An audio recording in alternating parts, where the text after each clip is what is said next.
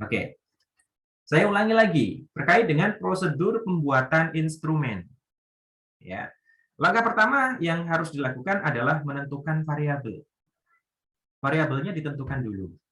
Ya, kita akan membuat instrumen apa? Itu dikatakan variabelnya. Oh, saya ingin membuat instrumen tentang penyesuaian diri. Maka variabel penyesuaian diri ditetapkan di situ, ditentukan. Berikutnya yang kedua adalah kemukakan definisi operasional dari variabel itu. Definisi operasional, kalau Anda tidak paham, yang dimaksud definisi operasional itu adalah definisi menurut kita atau menurut peneliti. Jadi, di dalam sebuah penelitian, kita akan mengkaji literatur, ya. Ada definisi menurut para ahli, 1, 2, 3, kayak gitu. Nah, itu dikatakan sebagai definisi konseptual atau definisi teoretik. Secara teori definisinya adalah seperti ini, menurut ahli 1, ahli 2, ahli 3, kemudian kita simpulkan. Ya. Nah, itu dikatakan sebagai definisi operasional. Maksudnya apa sih dari variabel itu? Oke. Yang ketiga, yaitu menentukan aspek dan indikator. Inilah pentingnya ketika Anda di kajian teori, ya, selalu mengkaji tentang aspek-aspek dari variabel. Karena pada intinya, aspek-aspek itu nanti akan penting sekali atau akan Anda gunakan dalam menyusun instrumen. Ya, jadi tentukan aspek dan indikator. Aspek itu apa sih, Pak? Nah, aspek itu biasanya sudah dikaji oleh para ahli. Ya, aspek itu merupakan hal yang termuat di dalam definisi operasional. Nanti akan saya tunjukkan seperti apa, ya. Kemudian tentukan itemnya. Kok tentukan? Tentukan itemnya. Ya. Kita harus menentukan item. Jadi daftar pertanyaan atau pernyataan jika kita akan membuat instrumen angket, item itu. Kemudian daftar pertanyaan jika kita akan membuat pedoman wawancara. Jadi dari aspek indikator itu, kita nanti akan menunjukkan, kita akan menggiring pada sebuah item. Jadi kalau kita ingin membuat angket, maka dari indikator itu, ya, akan kita buat pernyataan seperti apa. Kalau angketnya tertutup, berarti kita juga sudah mempersiapkan pilihan jawabannya. Kalau kita ingin membuat instrumen pedoman wawancara, maka dari indikator itu kita akan menyusun daftar pertanyaannya. Apa yang akan saya tanyakan kepada responden dari indikator-indikator ini? Kemudian, kalau kita ingin membuat pedoman observasi, maka dari indikator itu kita turunkan menjadi perilaku-perilaku nyata yang akan diamati oleh peneliti atau yang akan kita amati. Jadi, dalam membuat sebuah instrumen tidak sak penake udele dewe. Jadi, ada beberapa langkah atau ada beberapa hal yang harus dilakukan oleh peneliti untuk menyusun atau membuat sebuah instrumen penelitian. Begitu, ya. Baik. Daripada Anda gerambi yang kemana-mana, nggak jelas begitu ya. Saya akan tunjukkan seperti apa sih ketika membuat sebuah instrumen itu. Nah, oke, saya besarkan sedikit.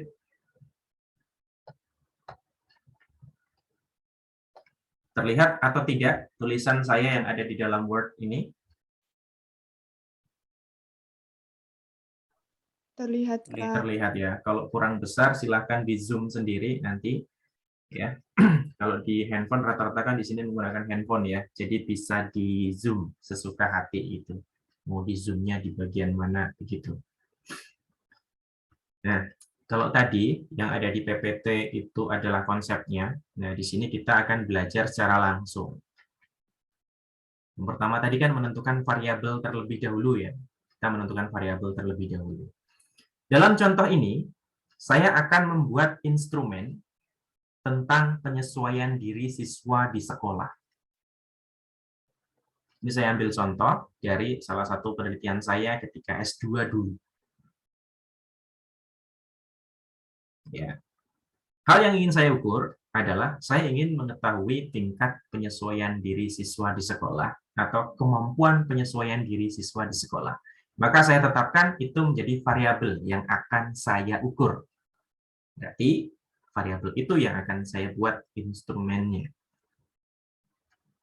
Langkah yang kedua, saya harus menetapkan definisi operasionalnya. Ya, definisi operasional.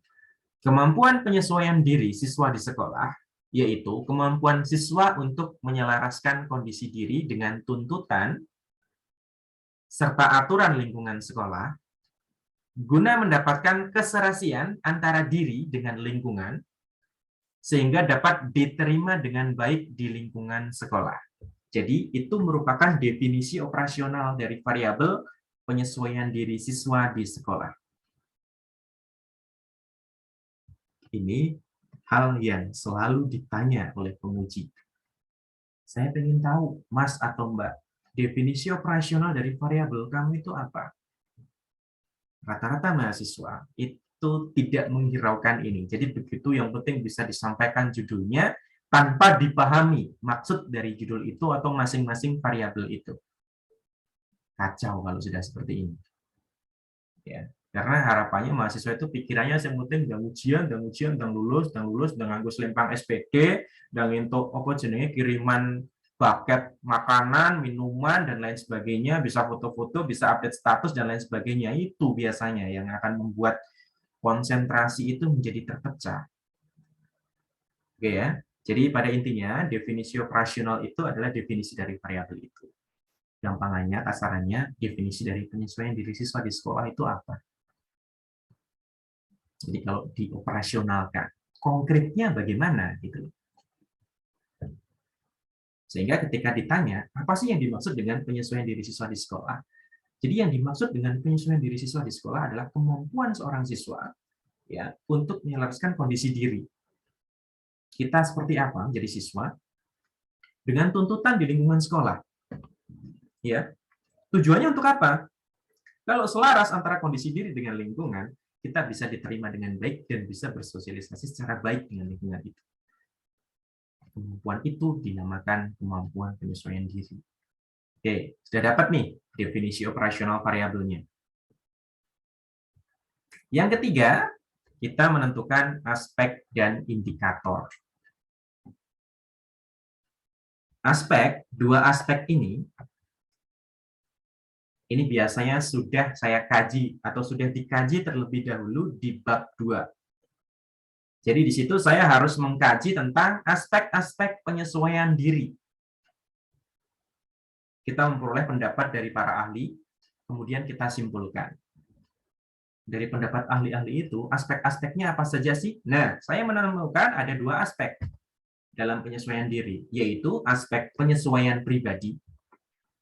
Penyesuaian pribadi berarti kita menyesuaikan dengan keadaan diri kita.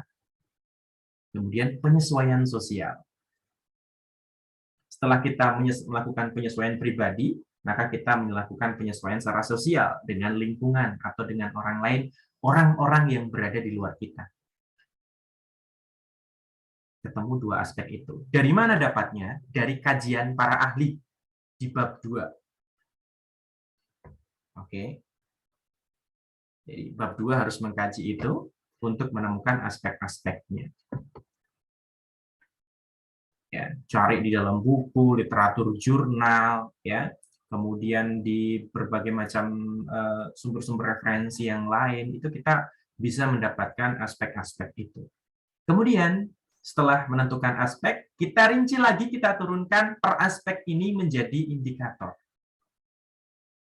Indikator itu apa sih, Pak?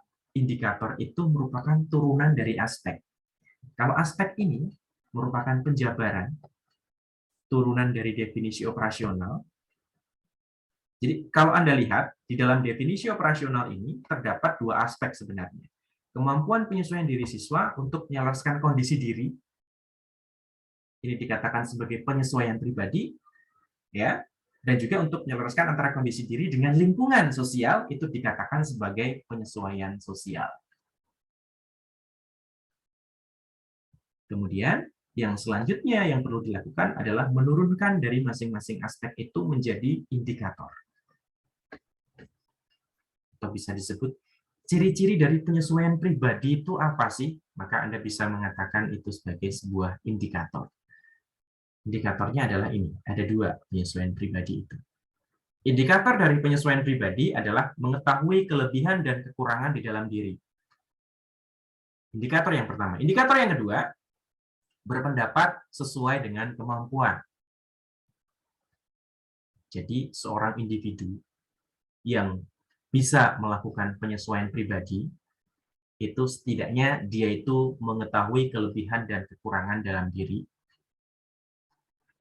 Ya. Kemudian indikator yang kedua adalah dia bisa berpendapat sesuai dengan kemampuan. Dia berpendapat sesuai dengan kemampuan. Ini merupakan indikator dari penyesuaian pribadi. Yang kedua, indikator dari penyesuaian sosial. Nah, Anda perlu tahu dulu, Pak, berapa Pak jumlah indikator? Pada intinya tidak bisa ditentukan jumlah indikator itu berapa. Selama Anda bisa menemukan indikator-indikator yang lain, indikatornya mungkin banyak, maka tidak masalah. Jadi jumlahnya memang tidak bisa ditentukan indikator itu. Oke. Kemudian penyesuaian sosial. Indikatornya apa? Seorang individu dengan aspek penyesuaian sosialnya, ciri-cirinya atau indikatornya adalah dia bisa mendengarkan masukan dari orang lain. Artinya ini sudah bersinggungan nih dengan orang lain. Karena bersifat sosial tadi. Yang kedua, dia memperhatikan pendapat orang lain. Dan yang ketiga, bertindak sesuai dengan aturan di dalam lingkungan.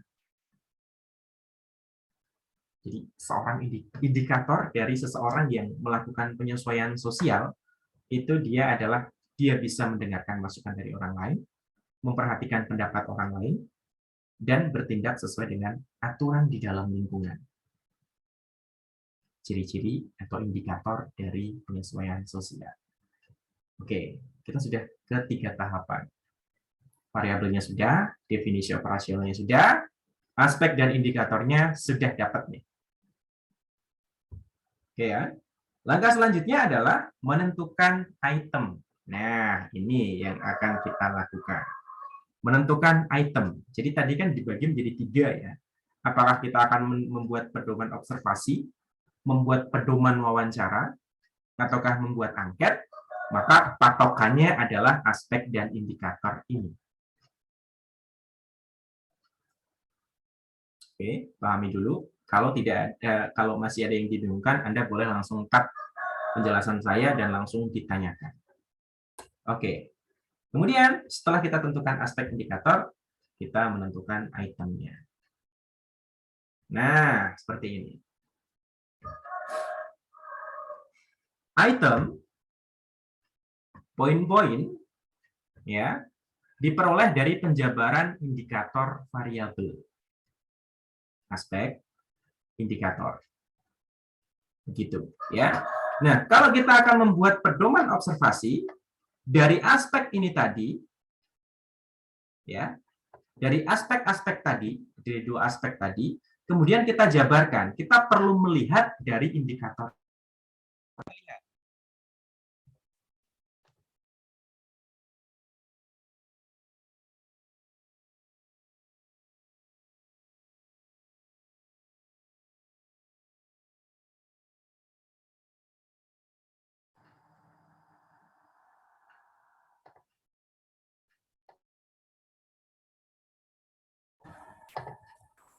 Oke, mohon maaf, kesenggol sedikit tadi kabelnya ya. Nah, kita kembali ke atas. Ya. Sekali lagi, aspek dan indikator ini dijadikan sebagai sebagai patokan nanti untuk membuat item atau menentukan item. Indikatornya mengetahui kelebihan dan kekurangan dalam diri. Maka untuk membuat pedoman observasi juga harus berpedoman dari aspek dan juga indikator tadi. Aspeknya ada 2, penyesuaian pribadi dan penyesuaian sosial. Kemudian yang perlu kita tentukan, karena ini kita akan membuat pedoman observasi, maka perilaku apa yang akan diamati. Ya, ini merupakan penjabaran dari indikator tadi. Ya, bertanya ketika belum memahami penjelasan guru. Artinya, ini menjadi poin yang akan diobservasi. Jadi, realnya nanti ketika saya berada di lapangan, ketika saya ingin mengamati perilaku siswa tentang kemampuan penyesuaian dirinya, maka poin yang akan saya amati adalah ketika siswa bertanya ketika belum memahami penjelasan guru. Ya. Jadi, bertanya ketika belum memahami penjelasan guru. Artinya ketika dia itu bertanya, ya, setidaknya dia melakukan penyesuaian. Berarti kalau bertanya dia belum paham gitu, belum jelas, bukan ngetes gurunya kan? Kalau bertanya itu kan, rata-rata siswa bertanya itu kan nggak ngetes gurunya, ya tahu? Jadi karena memang belum tahu. Kemudian perilaku kedua yang akan diobservasi berdasarkan aspek penyesuaian pribadi yaitu mengumpulkan tugas tepat waktu. Apa yang bisa diobservasi Pak di situ? Bagaimana ketepatan waktu dalam mengumpulkan tugas? Kalau bagus, berarti kalau ada pengumpulan tugas tepat waktu, maka contreng ada. Oh, ada. Begitu. Kemudian berpakaian dan berpenampilan sesuai dengan aturan sekolah, berkaitan dengan penyesuaian secara pribadi. Maka berkaitan dengan pribadinya, kalau di situ ada aturan, ya, ada aturan yang ada di sekolah, maka dia berpakaian sesuai dengan berpenampilan sesuai dengan aturan sekolah. Kemudian penyesuaian sosialnya, memperhatikan ketika guru mengajar, tidak membuat gaduh di dalam kelas, tidak marah ketika diberi masukan oleh teman atau guru, tertib mengikuti pelajaran. Jadi indikator perilaku-perilaku yang diobservasi adalah perilaku yang memang bisa untuk diamati. Oke, sampai di sini. Apakah masih ada yang dibingungkan untuk membuat sebuah pedoman observasi?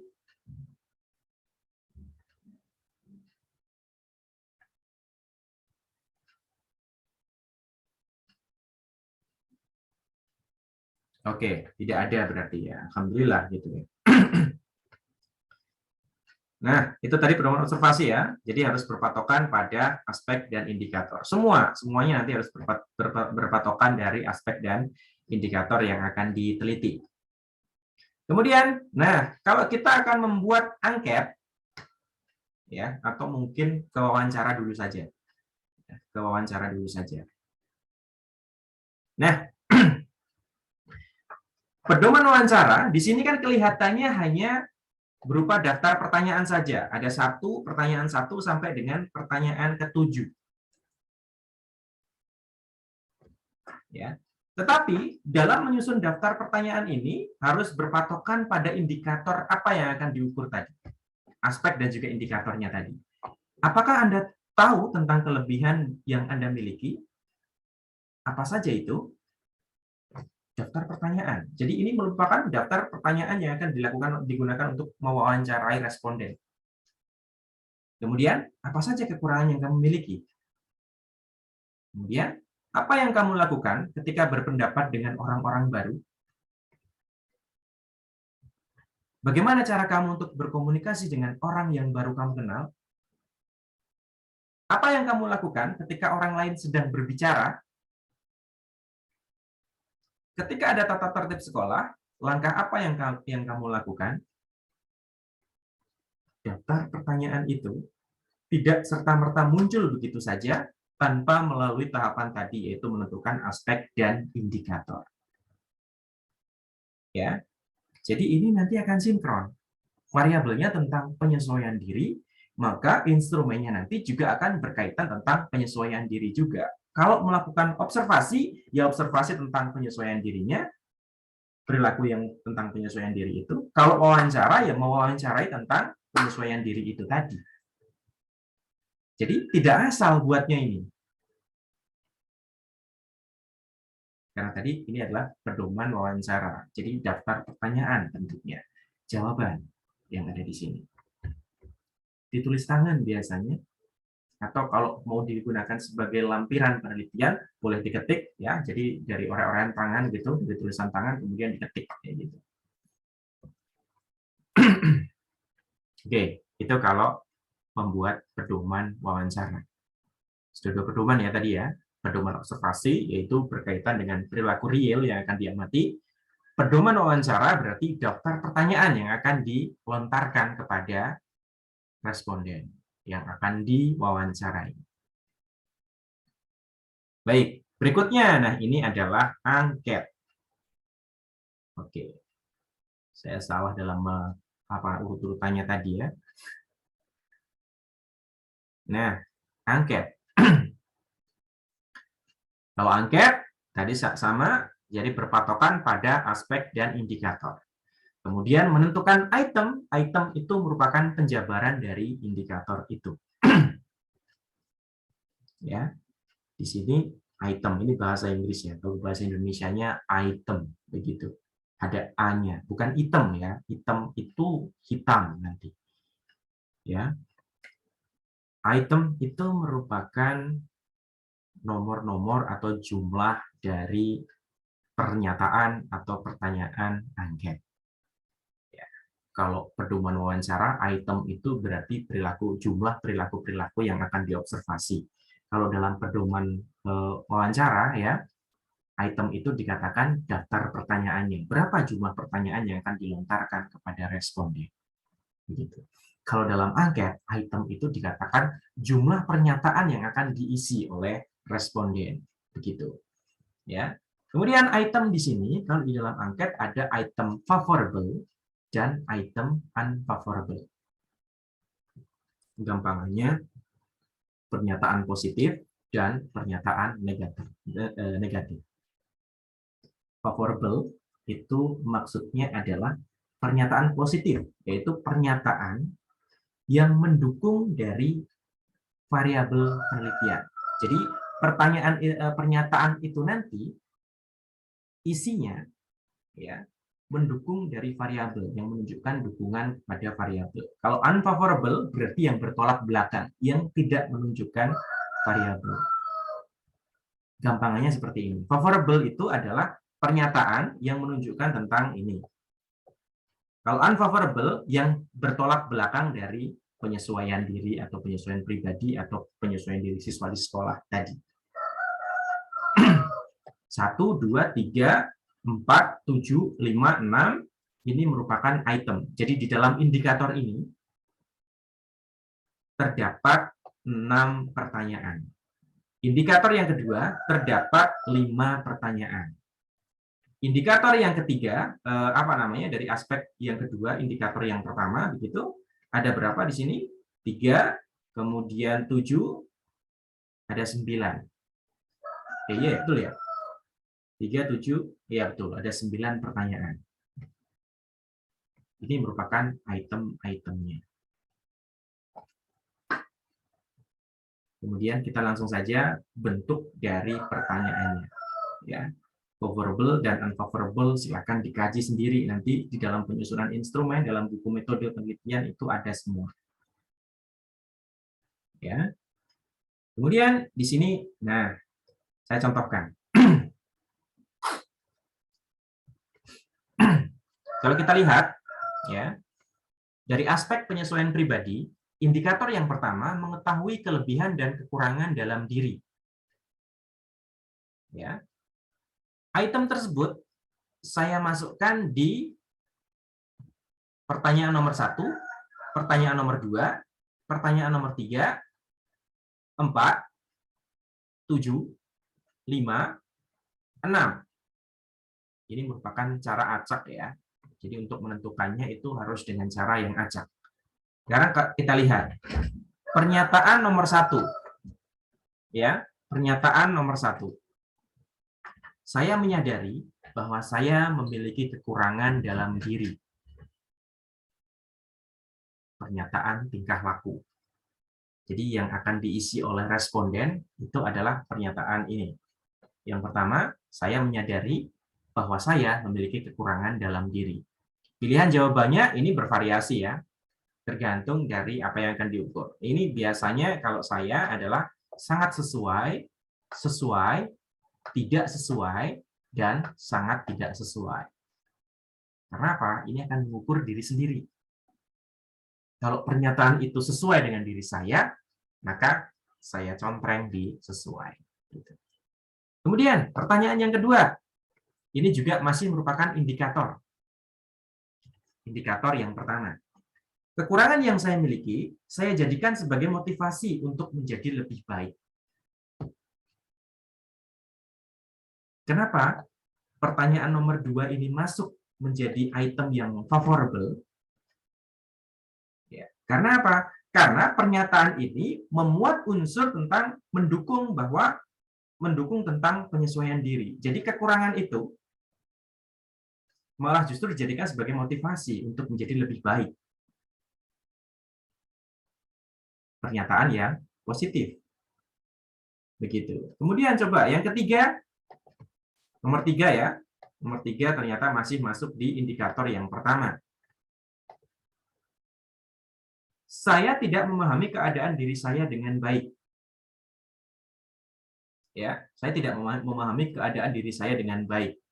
Nah, artinya ini adalah pernyataan yang unfavorable seharusnya. Jadi ini tadi ada kesalahan saya dalam dalam menempatkan angkanya begitu. Jadi yang nomor 3 ini seharusnya digeser ke unfavorable. Seperti ini. Karena apa? Pernyataan nomor 3 ini adalah pernyataan yang tidak menunjukkan kemampuan penyesuaian diri. Jadi boleh kita berikan tanda merah untuk bisa membedakan. Ya. Oke, gampangnya adalah untuk membuat pernyataan-pernyataan ini harus berpedoman pada indikator atau aspek dan indikator yang akan diteliti. Ya, jadi biasanya kan mahasiswa kan cuman pakai yang sudah jadi itu ya tanpa memperhitungkan atau tanpa melihat secara detail terkait dengan pernyataan-pernyataan itu. Padahal harus disesuaikan dengan aspek dan juga indikator yang akan diteliti. Nah, ini merupakan langkah-langkah dalam penyusunan instrumen. Sebelum saya lanjutkan lagi, sampai di sini, apakah masih ada yang dibingungkan?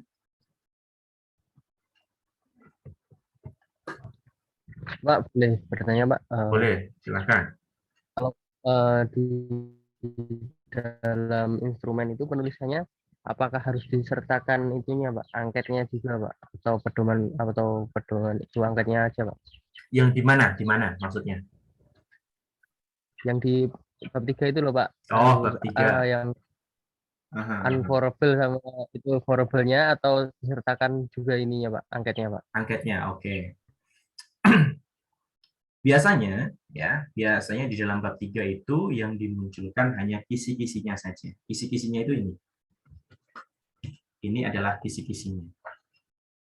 Untuk instrumennya, karena itu merupakan sesuatu yang berharga sebenarnya. Instrumen itu merupakan sesuatu yang berharga. Anda dalam membuat instrumen itu perlu dipikirkan matang-matang, harus menentukan aspek, indikator, ya, melakukan uji validitas, reliabilitas, dan lain sebagainya. Jadi biasanya untuk angket-angket ini, daftar pernyataannya ini, biasanya akan dimasukkan di dalam lampiran. Jadi yang paling baku di dalam bab 3 itu adalah kisi-kisinya. Begitu Mas Dedi. Baik, Pak. Oke. Bentuk daftar pertanyaan atau bentuk angketnya secara utuh itu akan lebih tepat ketika dimasukkan ke dalam lampiran. Mebak-mebai soalnya. Begitu ya. Oke, yang lain monggo silakan.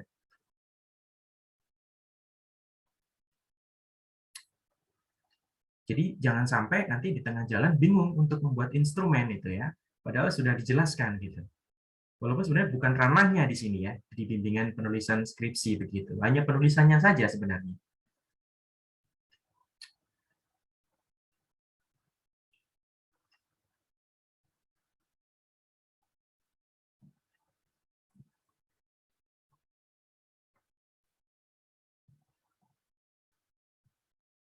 Oke. Sudah jelas semuanya ya ini ya? Sepertinya sih sudah gitu ya, sepertinya. Mbak Sirana mungkin ada yang ditanyakan? Atau rekan-rekan yang lain? Belum, Pak. Belum ya? Oke, baik. Mungkin ditanyakan pada saat pembimbingan saja ya. Iya. Oke.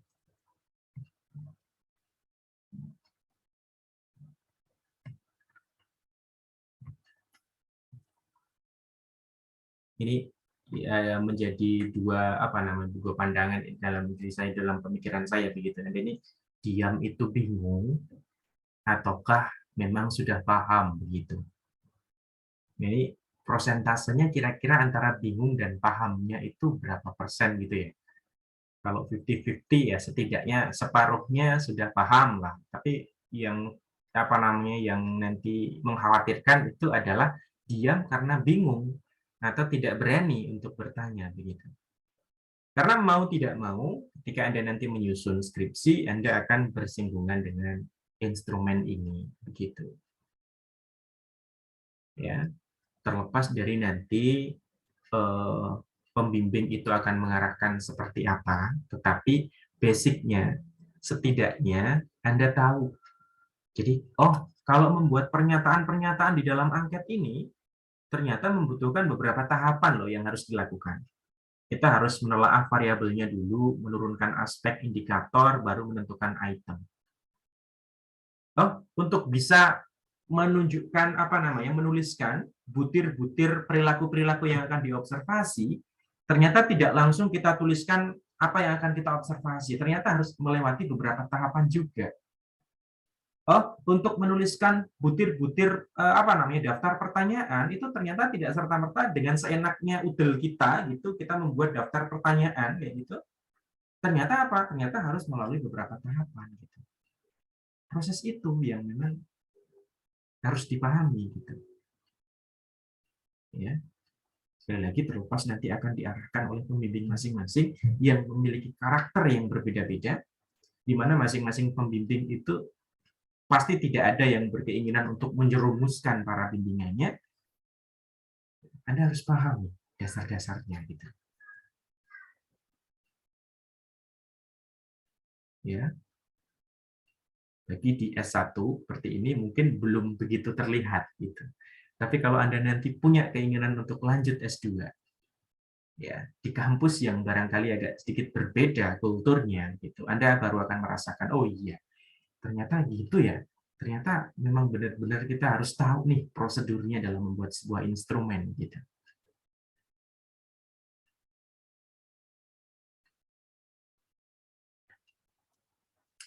Itu ya, ini untuk membuat sebuah instrumen. Jadi instrumen-instrumen itu setelah Anda membuatnya itu kan perlu untuk dikonsultasikan tuh. Kalau observasi ya nanti dikonsultasikan juga butir-butir perilaku yang akan diobservasi. Wawancara kita juga harus mengkonsultasikan terkait daftar-daftar pertanyaannya. Angket kita juga harus mengkonsultasikan dengan pembimbing terkait dengan butir-butir pernyataan di dalam angket itu.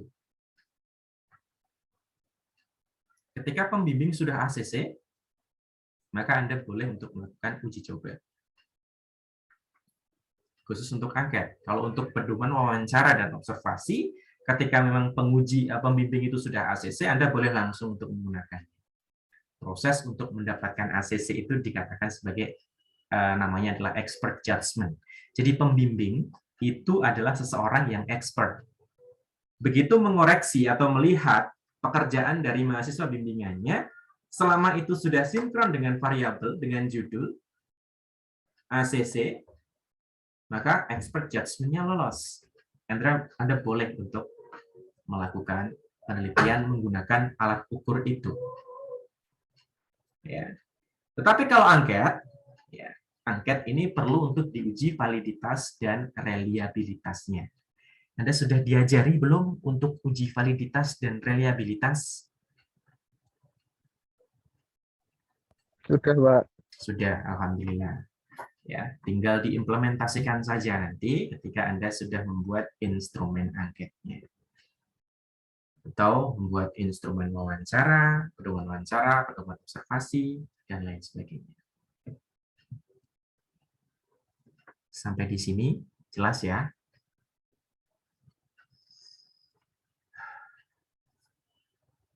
Jadi pada intinya dosen itu ya dosen pengampu itu atau guru lah itu bisa pinter itu dari para siswanya.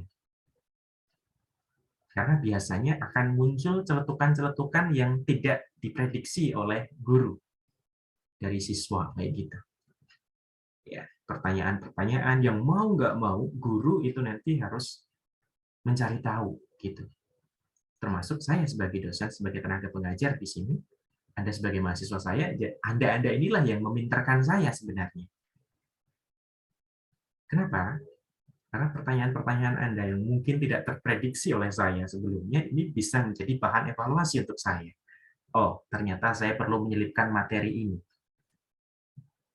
di perkuliahan selanjutnya, di semester selanjutnya.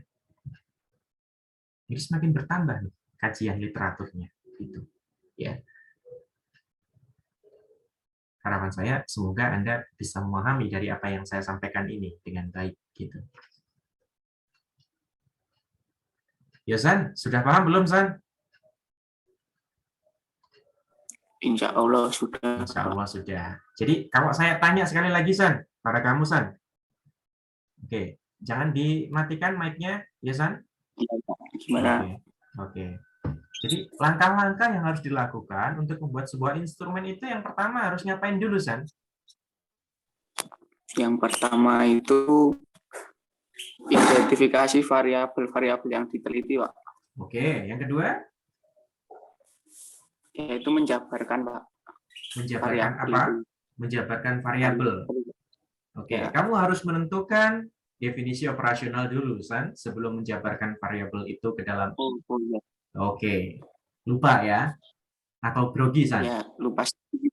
Lupa sedikit. Grogi, Pak. Ya. Oke, grogi. Padahal kita di rumah masing-masing gitu ya. Tidak berhadapan langsung begitu ya. Oke. Mungkin kan waktu Zoom kayak gini kan yang kamu Zoom ya waktu apa namanya virtual conference kayak gini kan yang kamu pin mungkin bukan muka saya atau mungkin bukan materi saya tetapi mukanya teman kamu gitu ya yang dipin kayak gitu dilihat ekspresinya gitu kan ya.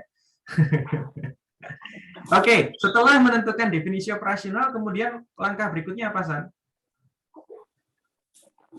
Langkah berikutnya mendeskripsikan instrumennya, Pak. Kisi-kisinya atau gimana membuat, ya, Pak? Oke, membuat kisi-kisinya yaitu dengan menjabarkan aspek dan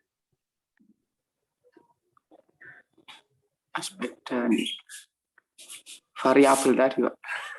Aspek dan indikator, Yosan. Oh, indikator, Pak, ya. Oke. Setelah tahu nih indikatornya seperti apa gitu, langkah berikutnya adalah menjabarkan dalam bentuk apa, Yosan?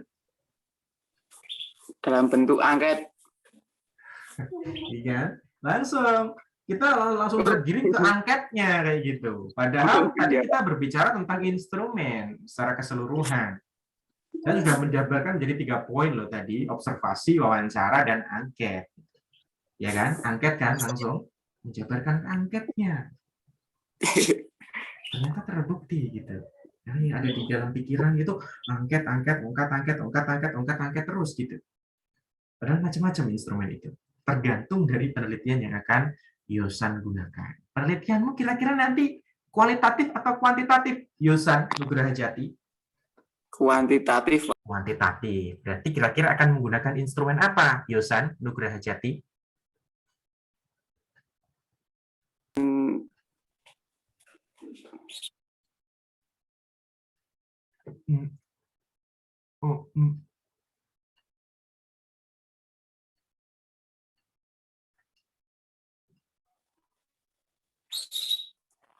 Yuk, mikir. Ya, oke. Silakan dipikirkan ya, Yosan, sampai nanti apa namanya segera itu liasat ya. Benar ketemu, terus ngomong dengan aku gitu ya. Oh, saya akan menggunakan instrumen ini, Pak. Gitu. Oke ya. Oke, siap. Oke, siap tenan ya. Oke, baik. Ya, Dari Yosan kita mendapatkan sebuah refleksi begitu ya, mendapatkan sebuah cerminan gitu bahwa setelah menentukan indikator apa yang dilakukan yaitu menjabarkan menjadi angket gitu ya, angket gitu. Macam-macam. Setelah indikator kita menjabarkan ke itemnya, tergantung akan dibuat apa. Observasi dalam perilaku, wawancara dalam bentuk pertanyaan, angket dalam bentuk pernyataan atau pertanyaan terbuka mungkin. Ya. Oke. Kemudian berbicara masalah angket, ya, wahai para mahasiswaku yang baik budiman, saya sampaikan seperti ini. Rata-rata ketika Anda menggunakan metode penelitian kuantitatif, ya, biasanya instrumen yang digunakan adalah angket. Kenapa? Kalau Anda lihat di sini, coba Anda lihat ya. Saya menyadari bahwa saya memiliki kekurangan dalam diri. Ini seharusnya menjadi sebuah pertanyaan atau sebuah pernyataan yang bentuknya adalah deskriptif, kualitatif. Karena pada intinya, bidang ilmu kita kan ilmu sosial. Ada beberapa orang yang berargumen bahwa penelitian kualitatiflah yang cocok untuk BK, untuk psikologi, yaitu menjelaskan tentang studi kasus, studi deskriptif. Bagi seseorang yang berpemikiran pragmatis atau seseorang yang memiliki pemikiran terkait dengan sosial, ya cocoknya tentang studi deskriptif atau penelitian deskriptif kualitatif gitu. Enggak, jangan salah dulu. Kita lihat, angket itu kenapa bisa menjadi sebuah instrumen yang bisa digunakan untuk penelitian kuantitatif dalam bidang sosial. Karena apa? Ketika Anda menyusun pertanyaan ini, angketnya sifatnya adalah angket tertutup dengan sudah disediakan pilihan jawabannya. Di situ ada penskorannya. Kalau menjawab sangat sesuai, skornya berapa, tergantung favorable atau unfavorable pertanyaan itu. Kalau menjawab tidak sesuai skornya berapa, proses itu dinamakan proses pengkuantifikasian. Dari pernyataan kualitatif menjadi dikuantifikasikan. Dibuat dalam bentuk angka. Ya, hitungannya menggunakan statistik. Ingat, angka-angka itu tidak akan bisa dipahami kalau peneliti tidak bisa menjelaskan secara deskriptif atau tidak bisa mendeskripsikan maksud dari angka-angka itu. Maka pada intinya, walaupun BK itu adalah penelitian cocoknya di bidang ilmu sosial, gitu, tetapi tetap kita bisa menggunakan metode penelitian kuantitatif. Karena apa? Ada unsur pendeskripsian data di situ. Hasil penelitian yang bentuknya angka-angka tadi. Jadi kalau Anda menggunakan SPSS misalkan, muncul nilai T, katakanlah, atau nilai signifikansinya sekian. Ya, atau masuk kategori tinggi sedang rendahnya di rentang angka sekian. Itu tidak akan ada artinya kalau tidak dijabarkan dalam bentuk deskripsi. Nilai T itu maksudnya apa? Ketika dideskripsikan nanti bunyinya bagaimana? Jadi tidak masalah. Oke. Makanya kalau ada mahasiswa yang mungkin saya ke BK itu karena saya ingin menghindari hitung-hitungan gitu. Hei, jangan salah Bulgoso ya. Nggak akan mungkin Anda bisa terlepas dari hitung-hitungan, karena Anda pasti juga akan mempelajari tentang statistik, mau nggak mau, karena itu menjadi mata kuliah wajib. Ya, ingat ya Bulgoso, ya semuanya bisa dilakukan di situ. Oke, jadi itu ya yang saya maksudkan. Jadi kalau tadi Yosan, saya penelitiannya kuantitatif Pak, maka biasanya yang akan tepat instrumen yang digunakan adalah angket. Karena apa? Di situ nanti akan dikuantifikasikan. Selalu Sering, jarang, tidak pernah, sangat sesuai, sesuai, tidak sesuai, sangat tidak sesuai, itu ada skornya nanti. Ditabulasikan, dianalisis. Ya. Itu penjelasan sedikit terkait dengan penyusunan instrumen. Ya. Setidaknya bab 1, bab 2, bab 3, termasuk pembuatan instrumen sudah saya jelaskan. Bab 4 dan bab 5 nanti mengikuti. Ketika dasarnya Anda sudah paham, maka bab 4 dan bab 5 itu nanti akan mengikuti. Anda pasti langsung diimplementasikan ketika Anda melakukan praktik. Yaitu apa? Dengan melakukan penyusunan skripsi. Begitu. Jadi dasar, basicnya bab 1, bab 2, bab 3 ini harus paham terlebih dahulu. Ya kan? Kemarin kan sudah saya berikan tugas membuat bab 1, membuat bab 2, membuat bab 3. Terakhir nanti untuk ya, sebagai tugas akhirnya saya suruh untuk membuat proposal. Ya, mulai dari bab 1, bab 2, dan bab 3 secara utuh. Dan harus sudah ada unsur perbaikan. Ya, jadi ketika kemarin ada refleksi ya, dari bab 1, kemudian saya review. Oh, yang kurangnya masih ini. Jadikan itu sebagai bahan untuk evaluasi. Ya, perbaiki lagi nih bab 1-nya. Kayak gitu. Bab 2, saya review. Ternyata masih ada beberapa yang perlu untuk diperbaiki, walaupun tidak semuanya. Begitu ya. Jadikan itu sebagai gambaran untuk evaluasi. Perbaiki lagi. Bab 3, kemudian ada yang saya review juga kemarin. Punya siapa kemarin? Lupa saya ya. Oh, ternyata punya saya masih kurang begitu bagus nih. Berdasarkan masukan Pak Derajat kepada teman saya yang satu itu. Saya gunakan sebagai alat untuk evaluasi. Kemudian yang terakhir seharusnya sudah tertata dengan bagus. Gitu. Kutipannya juga sudah bagus. Ya. Memuat tentang bagaimana cara untuk mengutip yang baik. Gitu ya. Nah, itu perlu untuk dilakukan oleh mahasiswa. Jadi ada progres gitu loh yang saya inginkan. Ada progres yang bisa yang sudah dilakukan oleh mahasiswa terkait dengan kemampuannya dalam membuat karya tulis.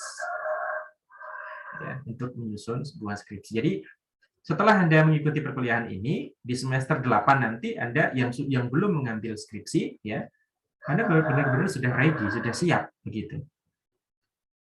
Jadi istilahnya mantap begitu, kemudian mengambil skripsi, menyusun sebuah judul penelitian, ya itu sudah ada sakunya gitu, sudah ada uang sakunya atau sudah ada wesonok sangune gitu, sudah ada isinya nih di otak.